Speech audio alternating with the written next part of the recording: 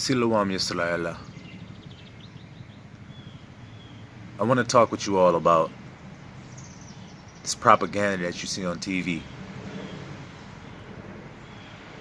There should already have been enough information out there for you to know how devilish the TV is.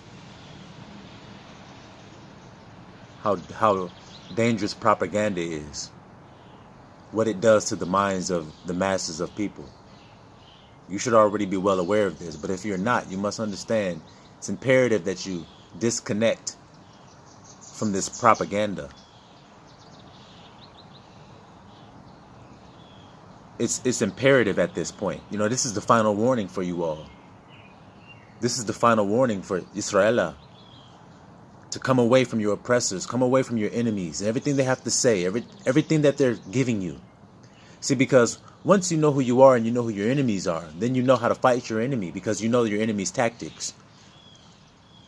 And then it becomes easy once you know your enemy. See, David was a mighty man of war, it says, and we fight spiritual war as well as physical battles as Israelites. But if you're losing the battle in the spiritual, you're damn sure losing in the physical. So I want to ask a question. Are we winning that battle in the spiritual world today? With our enemies? The enemies of our inner world, of our mind, lies, fear, agony, pain, misery, depression, loneliness, maliciousness, bitterness. Have you conquered those things within yourself today, Yisrael? Because if you haven't, then why are you watching TV? Why are you turning on your TV if your heart is still filled with darkness? Why are you looking outside of yourself for the solution when your heart is still messed up? Did you ever stop to think that maybe it was just you? That it was just your heart needed to be changed? That you needed heart surgery? You needed a heart transplant? Ain't that right, Yisrael? Having heart issues, right? Got the broken heart. But you want to look on TV and look outside of yourself for somewhere to release that rage you feel on the inside. To release that pain you feel on the inside. You're looking outside of yourself for that. So you're watching these so-called riots and niggas. They're on there. Yeah, look at the niggas. They're out of control. There's one person been killed in the riot so far. And they're tearing down the target. And they're doing this and doing this and doing this. Don't you believe that for 1 minute. Because no true Israelite would do that. No true Israelite would do that. And see, all of Israel is not Israel. There are many infiltrators that have come into the nation of Israel by trickery and deceit. So all of Israel is not Israel. That's why we search the heart and reins of a man. We don't search with outward appearance. So if I see those marks, the woolly hair and the brown skin, I still search his heart. Because there are many Canaanites that have come in unawares and come within our ranks because they want to be us so bad, y'all. They want to be us so bad. Okay? So this is the point. You have to understand that what you're looking at is propaganda to sway your minds and emotions. What does that mean? Your thoughts and feelings. Because I told you, you create this thing with your thoughts and your feelings. So what would happen if you thought beautiful, wonderful, loving thoughts and felt wonderful, loving feelings? What would happen then? Maybe you could think those things if you turned your TV off. You stopped believing all the damn lies that they're giving you every day. Maybe you could think properly. Maybe you could think beautiful thoughts and feel beautiful feelings that would create a beautiful world. But it's hard to do that when you're at work for 16 hours a day. When you can't get any rest, you're sleep deprived, you're family deprived, you can't see your family, you can't see the things that make you happy. You're trying to dull the pain and everywhere you're looking, which only makes the situations worse because now you do things that end up hurting other people and not only yourself. So you make your life worse by doing that. Looking outside of yourself for a solution to dull this pain.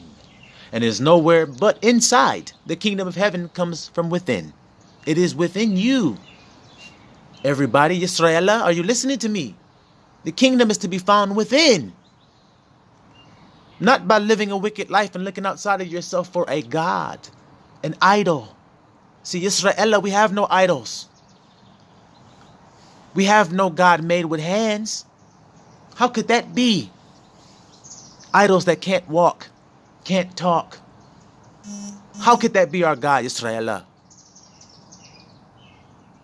How could that be an all-powerful God that I can reach out and carve with my own hands and form him with my own hands, a golden calf? How could that be our God, Israel? How could it be anything outside of ourselves? When he breathed into us the breath, it says, the Ruach, he breathed it into us, made us a living soul. The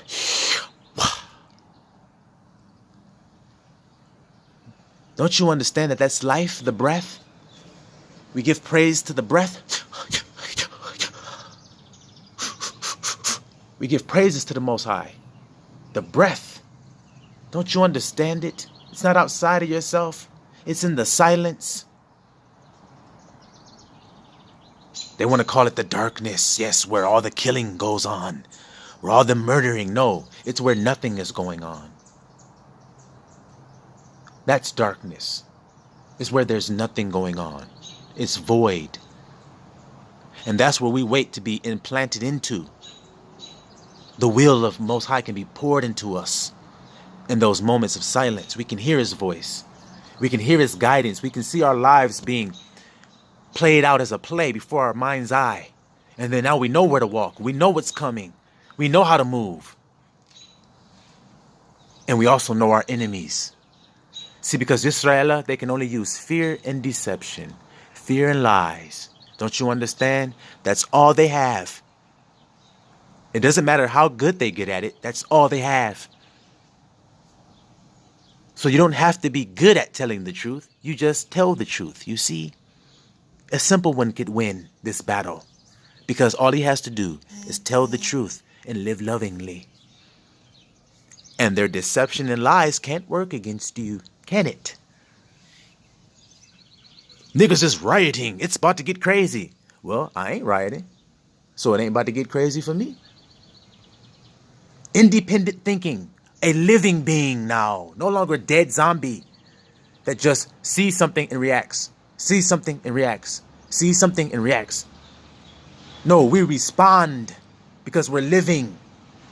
That's the difference between a king and his people. That's the difference between a shepherd and his sheep.